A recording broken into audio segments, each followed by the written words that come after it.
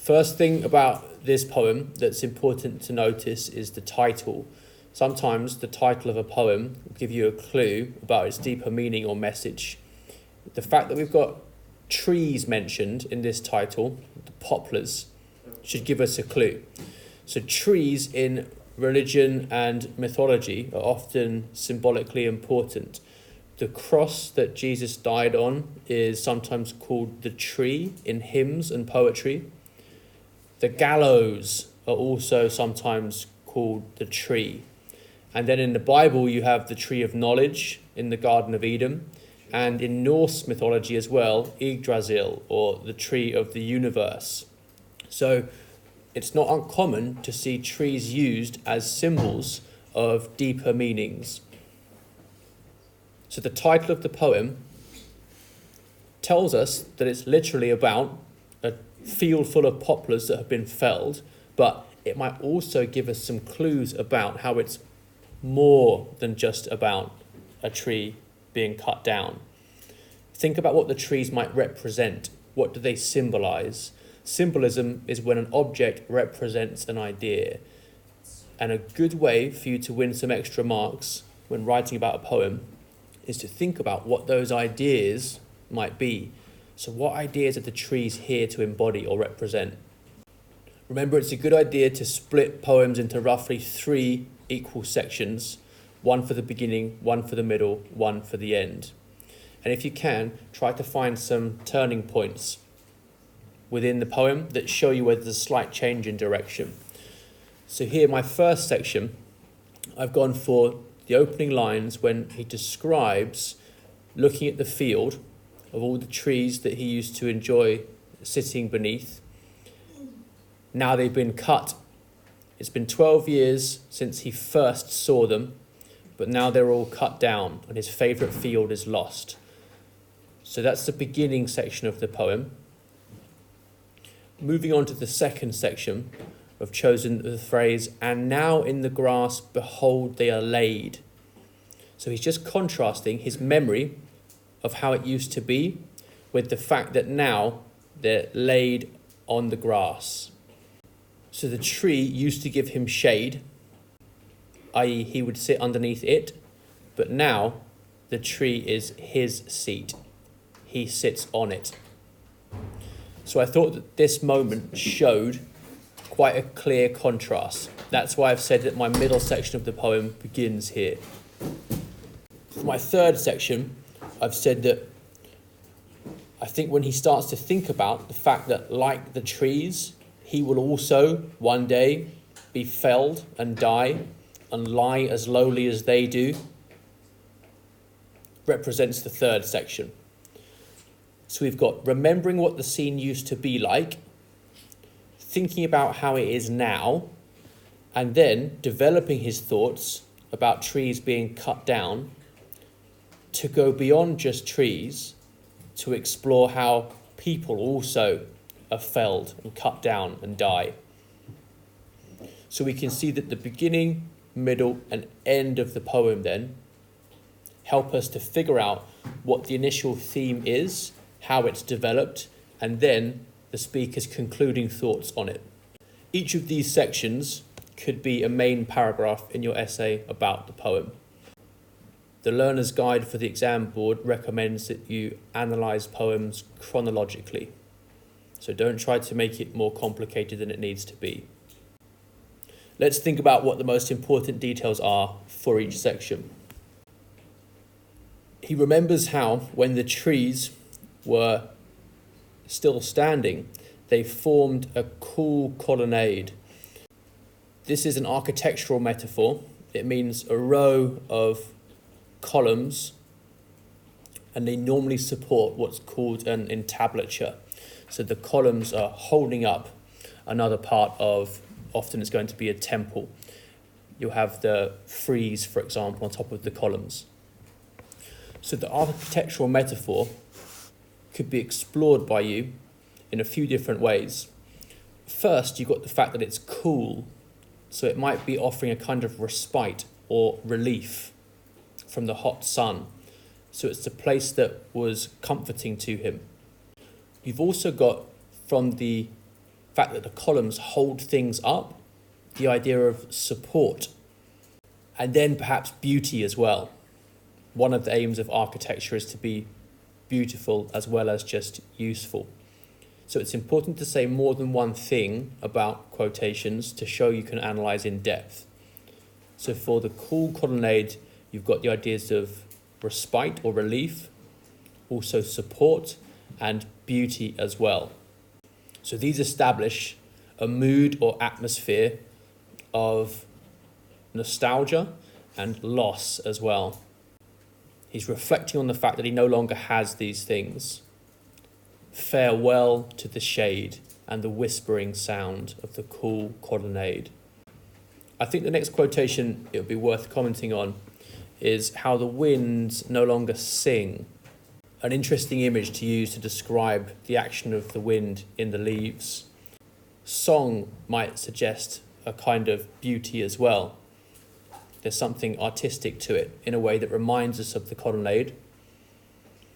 Perhaps you also have the religious connotations of sing as well, like in a service or in mass, to chant or intone. He has an almost religious reverence for this natural scene in his memory. It was a spiritual place to him. Music and song is also about harmony. So the wind and the leaves together created a kind of harmonious music. So the atmosphere was one of peace and unity. So these ideas are what made it his favourite field. And it might seem quite a simplistic detail to focus on, my favourite field. But actually, if you think about it, it shows it was the best one to him. It was beloved. So think about how much it meant to him and the fact that now the trees are cut down. This is a poem about loss and grief. It also sort of has connotations of sort of relaxation and tranquility, because he must have enough time to sort of go around all the fields and choose which one is his favourite. I think relaxation and tranquility is a great way to put it, definitely. So what we've done then for the first section is chosen some quotations that we think are the ones that best sum up the mood or atmosphere. It's important that you don't try to comment on every word, because if you do that, you'll run the risk of not giving a sufficient range of quotations from across the whole poem. So choose your top 3 or so. Make sure you can say more than one thing about each and can explore connections between them and then move on to the next section. So that's how it used to be. But now, in the grass, behold, they are laid, and the tree is my seat that once lent me a shade. So we've got the past contrasted with the present in a way that starkly juxtaposes life and death, or beauty and loss. And the blackbird becomes the main symbol of this section. So I would say that the first section, the colonnade, is the most useful image to explore. But for this middle section, it's the blackbird. He also used to enjoy sitting in the poplars, but now he's fled to another retreat where the hazels offer him a screen from the heat. Interestingly, there are more poems about birds in English than there are about any other animal. They can fly and they can sing. So flight might be linked symbolically to ideas about freedom or the imagination. And the fact that they sing means they're traditionally seen as being a little bit like artists, poets in particular, whose art is also a kind of song. So the fleeing of the blackbird might represent ideas about imagination, creativity, freedom, as if perhaps the poplars were a source of inspiration to the speaker. So as we did with the poplars and the colonnade, think about what the blackbird might represent. What could it be a symbol of? Don't just take it for granted. You could take the fact that he says that the blackbird's melody charmed him to develop your ideas about the blackbird. Charmed might suggest a sense of magic. It could also calm him or soothe him. So we've got magic, calm, soothe. Charmed is one of those words where we need to take care, thinking about what it denotes, but also what it might connote. Saying multiple things about each of your quotations is the key to exploring the language in detail. Thinking about the literal meaning, but also what it might suggest. You could, for example, link charmed to sing, with the ideas of beauty and music. At least once in an essay, I think it's worthwhile commenting on how the layout of a poem is significant. And the run-on line between where his melody charmed me before resounds with his sweet flowing ditty no more would be a good one to comment on. The scene where his melody charmed me before creates some suspense and tension at the end of the line, because we're waiting to find out what the scene is or does. We're waiting for the verb, but it's not until the beginning of the next line that resounds comes in. So where I put that red ... at the end is where the suspense or tension goes up slightly, and when the verb comes in, resounds, there's a sense of contrast here, because he's remembering the music that used to be there, but now there's this stark juxtaposition because it is no more. And I think you could reinforce your point about the suspense or tension that the run-on line creates by bringing in the rhyme as well. Before and no more bring those ideas of past and present together. It's contrasting how it was before, but saying that that is no more. So fugitive years then is an effective summary of the mood of the middle of the poem, because fugitive has a few things that help to capture the speaker's thoughts and feelings at this moment. It can mean fleeing, as in running away from, but often suggesting out of control as well, as in running away from one's duty or from a master. So his years, his life, is kind of running away from him, getting out of control, out of his hands. He doesn't know where they're going. Fleeing could also be tied to another meaning of fugitive, which is in flitting or elusive, hard to keep hold of. It describes the way they seem to move as well, darting from one place to the next. And then fugitive can also suggest the idea of being fleeting, like going quickly, the duration. So as he's thinking about the trees that have been cut down, he's thinking about his own life and how, like the trees and like the blackbird, it seems to be getting away from him. And that's what brings in his concluding thoughts. So because they're all hasting away, showing that it's happening so quickly, I must ere long lie as lowly as they. It's not going to be long before, like the poplars, he is also laid low. And then we have an image of his gravestone here. A turf on my breast and a stone at my head. So it's turning into a meditation on death generally. Not just the death of the trees, but on death as applied to human beings too.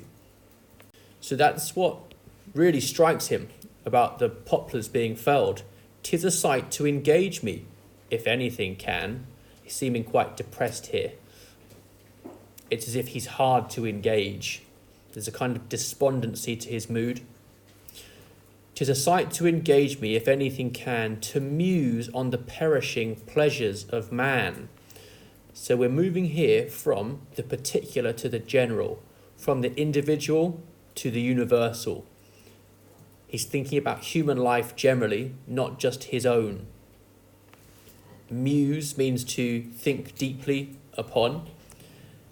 And then here, with perishing pleasures, I think you've got an interesting contrast to explore. The alliteration with perishing and pleasures binds the two together as a pair, and it's things that we might not expect to be together. because perishing means decay or destruction and death, whereas pleasures are things we don't associate with any of those things. So it's a depressing image in that he thinks that all the pleasures in life are just perishing, passing away like the poplars. And then at the end, we can see another depressing twist, because he says that, yes, he realizes that we don't live long, short-lived as we are, but our enjoyment is even shorter. Short-lived as we are, our enjoyments, I see, have a still shorter date and die sooner than we. So at the end, it's an image of how you can kind of die before you're actually dead. You lose the ability to take enjoyment from things. So we move from the trees in the field to thinking about the fleeing of the blackbird and the loss of joy, to, at the end, a broader and deeper meditation on the presence of death in life generally. And note that we haven't tried to talk about every single word in the poem, because you won't have time to do that writing a 45-minute essay on it. It's much more important for you to be selective and prioritize which details you think are most important and be able to explore them in depth. Most of the marks have come from the analysis of imagery, but we've also shown we understand the impact of poetic form by thinking about, at least once, the run-on line and choosing a particular rhyme that is significant. Remember that you get questions with a key word in them, often words like significant, moving, tense, or vivid. So it's unlikely for this poem that they'll ask you, how does Cooper make the poem tense?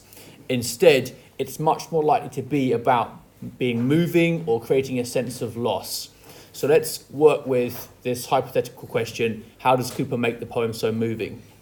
In the introduction, we need to keep it quite brief. 4 or 5 lines long is all you need. And you don't need to bring in details about the poet's life or other poems he's written.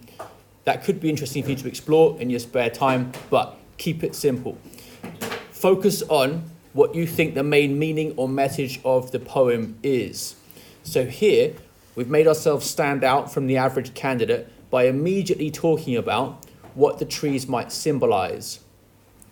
If in doubt, assume that whatever the poet is describing in detail is symbolic in some way. That will get you thinking about what ideas it might represent, and that moves you up the mark scheme because you're starting to address what the mark scheme calls deeper implications. So we pick out symbolism as an initial impression. We're thinking about the theme of death, and then we want to set up our main theme or idea for each of the 3 sections of the poem. We're going from the loss of the trees through to the loss of his years as his life slips away, and then looks ahead to death at the end. So in bold and in boxes, you've got your 3 main paragraphs in your introduction. This is giving both you and the examiner a map of the ground you're about to cover. Final sentence, overall, I got the impression of fragility because of the final emphasis on perishing pleasures. Here, I've just chosen a quotation from the end that I think sums up nicely the overall mood or message of the poem. Personal response on the mark scheme basically just means not plagiarized. So we don't want it copied off Spark Notes or just copied from your teacher. But I do think it's helpful, it's certainly not going to hurt, if once or twice you add in I or me. So use the first person. That way there's no way they can think that you haven't been personal enough in your response. Don't do it the whole time because it will become irritating, but just once or twice so they can't catch you out, include the first person voice. But personal response mainly means you can't plagiarize it from elsewhere, and you need to give reasons for all your quotations you choose. Note that I've also highlighted in yellow the key word from the question. So we've got how is it made moving. We need to make sure that we're answering the exact question we've been asked. And a nice way to do that is in every paragraph, have the key term, moving. That will make sure you stay on track.